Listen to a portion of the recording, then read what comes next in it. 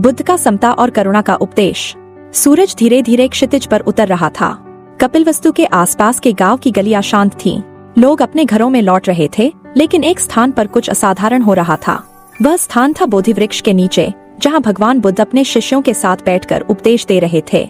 भीड़ में हर वर्ग के लोग थे, ब्राह्मण, क्षत्रिय, वैश्य, शूद्र और कई निम्न जातियों से आए लोग। उनके चेहरे पर एक ही सवाल था, क्या वास्तव में सभी मनुष्य एक समान हो सकते हैं? बुद्ध ने मधुर वाणी में शुरू किया, हे मनुष्यों, ध्यान से सुनो। जाति, वर्ग या अन्य कोई भेदभाव मानवता का भाग नहीं। जन्म से उच्च या नीच का कोई मापदंड नहीं। मनुष्य की असली महानता उसके कर्म, उसकी सोच और उसकी करुणा में निहित होती है। शिष्यों में आनंद और सारिपुत्र ध्यान से सुन रहे थे। आसपास के लोग भी गंभीरता से शब्दों को ग्रहण कर रहे थे।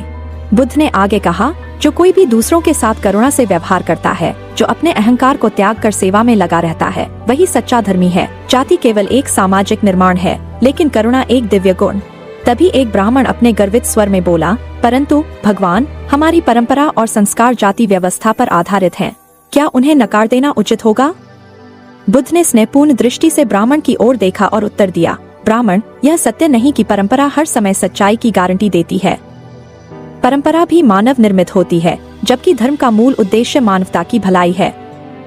जब परंपरा मनुष्य को बांटती है, तो वह धर्म नहीं अपितु अविद्या है।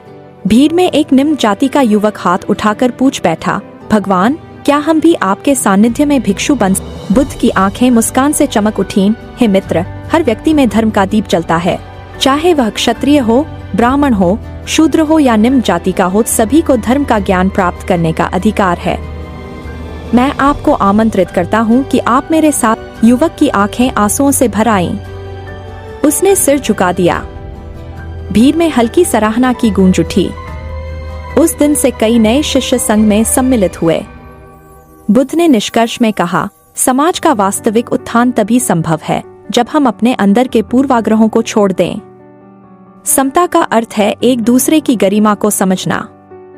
करुणा का अर्थ है हर प्राणी के प्रति स्नेह, और शाम के समय का शांत वातावरण गहराता गया। लोग अपने घरों की ओर लौटे, लेकिन उनके दिलों में एक नई उम्मीद की किरण जल उठी थी। जैसे एक दीपक अंधकार को दूर करता है, वैसे ही बुद्ध के उपदेशों ने समाज के भेदभाव को मिटाने की राह दिखाई।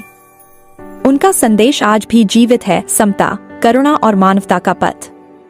आइए हम भी इस दिव्य संदेश को अपने जीवन में अपनाएं।